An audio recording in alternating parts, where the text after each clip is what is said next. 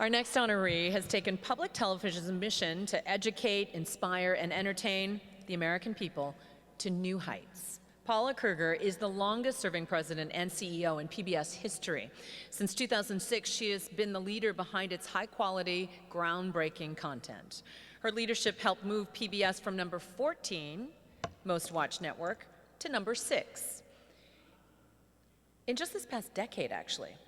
Her accomplishments include a little show called Downton Abbey on Masterpiece, Ken Burns and Lynn Novick's The Vietnam War, the documentary Hamilton's America on great performances, Freedom Riders on American Experience, and award-winning children's programs like Daniel Tiger's Neighborhood. Paula is exceptionally committed to PBS's work in children's television. She led the historic launch of the PBS Kids 24/7 broadcast and streaming channel that reaches children anytime and anywhere through PBS local stations. She also oversaw the development of PBS learning media to empower teachers to engage students with high-quality digital content. And she serves as president of the PBS Foundation, which raises private sector funding for new projects.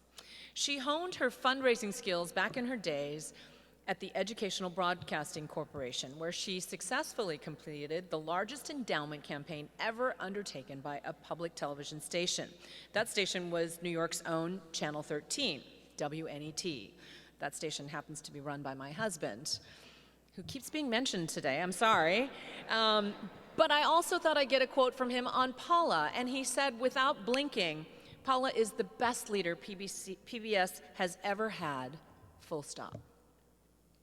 In this past year, under Paula's leadership, PBS and its producing partners won 7 Peabody Awards, 4 Alfred DuPont Columbia University Awards, and 7 News and Documentary Awards, more than any other organization. While Paula serves on boards within our industry, such as the Meredith Corporation, I think it's worth mentioning that she also chairs the board of the Smithsonian Institution's National Museum of Natural History.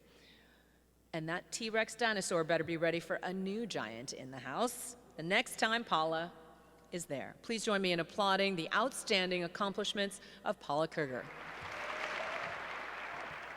Thank you. It is really so wonderful to be here today.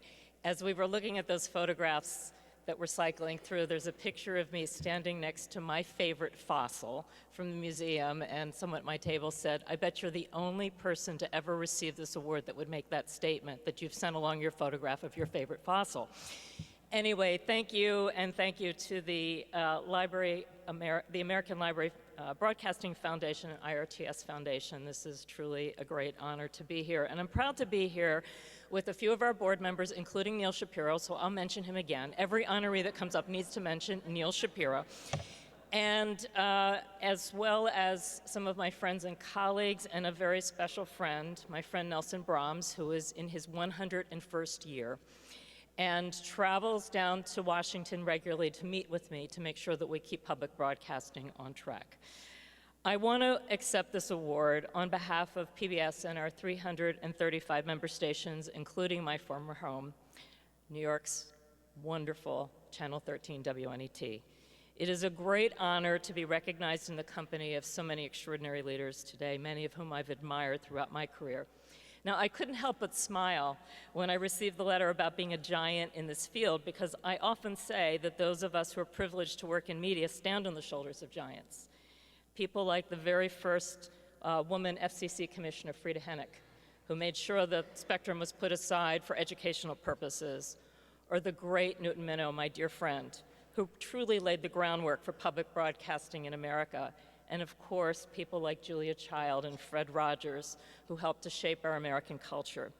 And the countless other unsung heroes who have worked so hard to fulfill the essential mission of public media. Now, lately I've been thinking a lot about those pioneers who paved the way, because PBS is on the cusp of celebrating our golden anniversary in 2020, marking 50 years of service to the American people. So while we reflect on our legacy, we have our sights firmly set on the future, ensuring that the possibilities of public television are available to the next generation. Now, like so many of us in this room, we have fully embraced the digital age, using new platforms and new technologies to reach and engage our audiences. but I, for one, am a true believer in broadcast television. It enables us to reach every home, and let's always remember the power that that offers. But we're always returning to the central question: how can we use media, not simply as entertainment, but as a place for inspiration and education?